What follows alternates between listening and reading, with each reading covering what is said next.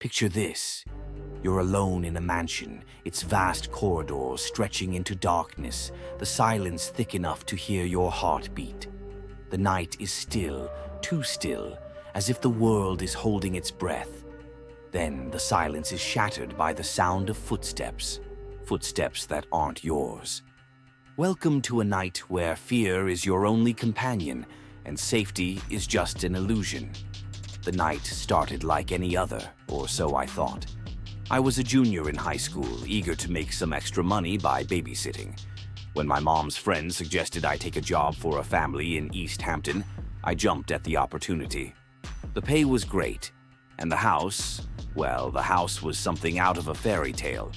A sprawling estate surrounded by tall, ancient trees with a driveway that seemed to stretch on forever before finally revealing the mansion. As I pulled up to the house, the sun was just beginning to dip below the horizon, casting long shadows that seemed to dance across the perfectly manicured lawns. The house itself was imposing, its stone facade covered in ivy, with large windows that seemed to watch you as you approached. Despite its beauty, there was something about the house that made me uneasy, a feeling I couldn't quite shake, like the house was hiding secrets just beneath its surface. Mr. and Mrs. Harrison, the homeowners, were polite and welcoming, their smiles warm but their eyes distant, as if their minds were elsewhere. Their daughter, Angie, was a quiet, well-mannered girl, wise beyond her 9 years. She had an air of calm about her that was almost unsettling, as if she knew something I didn't. After the Harrisons left for their evening out, Angie gave me a tour of the house. Room after room of antique furniture, paintings of stern-faced ancestors, and hallways that seemed to go on forever. The place was a labyrinth, each turn revealing another shadowy corner, another hidden door. The more I saw, the more I felt like I was being watched, not by a person, but by the house itself. We spent the evening doing typical babysitting activities, eating pizza, watching movies, playing board games. Angie was delightful, but even her presence couldn't dispel the growing unease I felt. The house was too quiet, the silence pressing in on me like a physical weight. The only sound was the ticking of a large grandfather clock in the main hallway, its rhythm steady and unchanging, a constant reminder of the passage of time. As the night wore on, that feeling of being watched only intensified. I found myself glancing over my shoulder more than once, expecting to see someone or something lurking in the shadows. But there was nothing, just the empty house and the soft hum of the refrigerator in the kitchen. I told myself I was being silly, that it was just nerves. After all, it was a big old house. Of course, it would make noises. Around 10 o'clock, after putting Angie to bed, I settled into the living room with a book, hoping to distract myself from the creeping dread that had settled in my chest. The house was eerily quiet now, the only sound the occasional creak of the floorboards as the house settled into the night. I had just begun to lose myself in the pages of my book when the phone rang. The sound was so sudden and loud in the silence that I nearly jumped out of my skin. My heart racing, I reached for the receiver, my hand shaking slightly. "Hello," I said, my voice barely above a whisper. There was no answer, just silence. I could hear my own breathing, shallow and quick, but nothing else. "Hello?" I repeated, a bit louder this time, but there was still no response.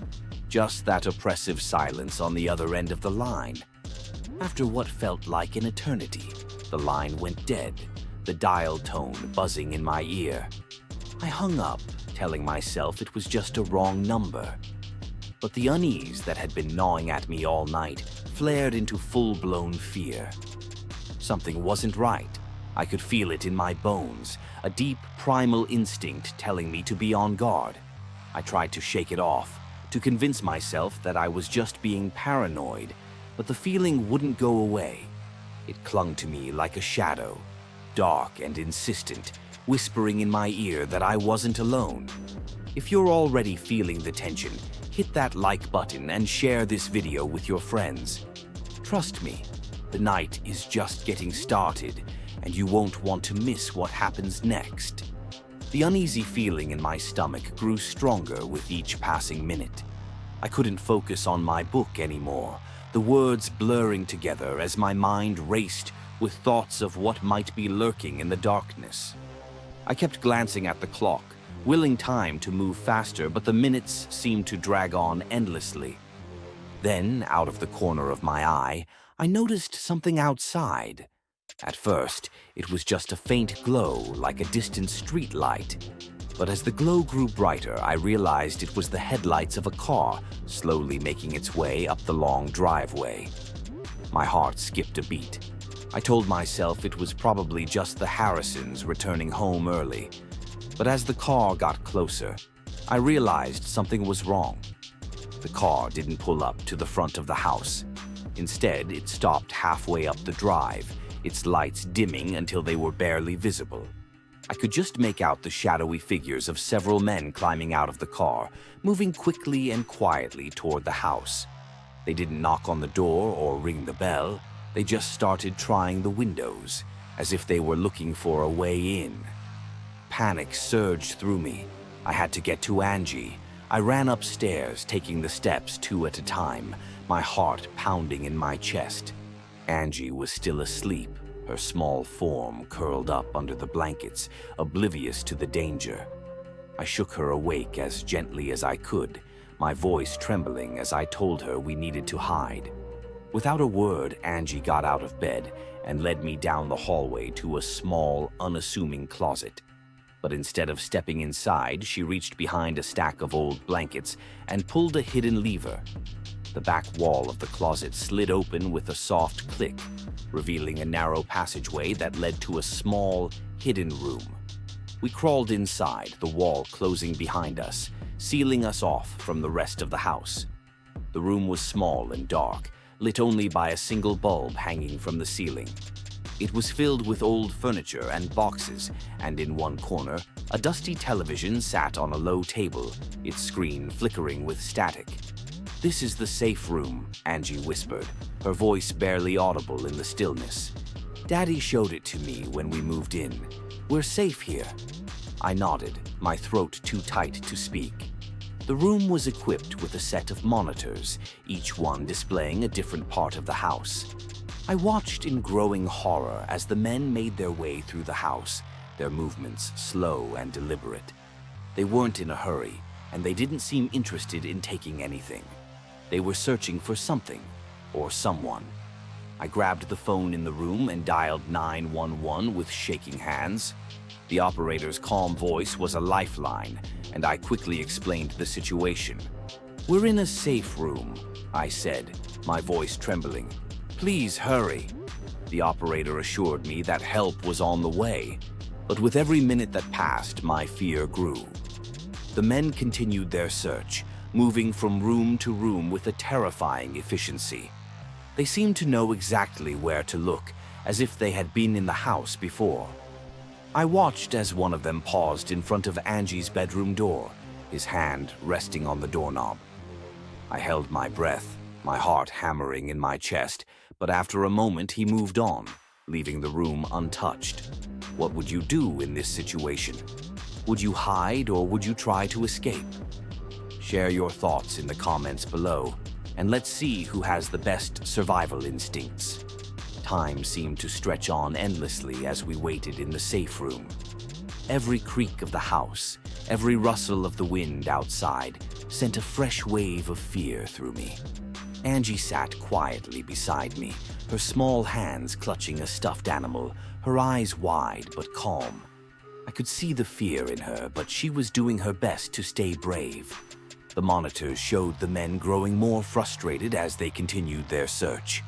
They overturned furniture, ripped open drawers, and even smashed a few picture frames, but they didn't find what they were looking for. I couldn't shake the feeling that they were searching for Angie, and the thought made my blood run cold. Then, just when I thought I couldn't take it anymore, I heard it. The sound of sirens in the distance, growing louder with each passing second. The men heard it too. I watched as they froze, their heads snapping toward the windows as the flashing lights of police cars illuminated the front yard. Without a moment's hesitation, the intruders bolted, their dark figures disappearing into the shadows of the house as they made a hasty retreat.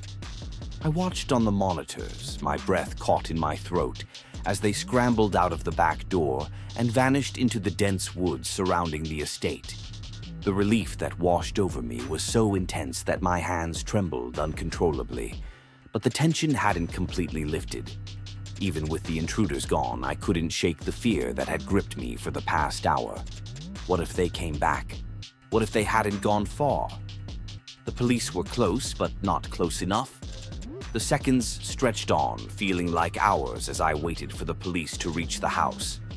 Finally, I heard the unmistakable sound of footsteps on the gravel driveway. This time, firm and confident, not the furtive steps of those who meant harm. The flashing red and blue lights filled the monitors, and I let out a breath I didn't realize I'd been holding.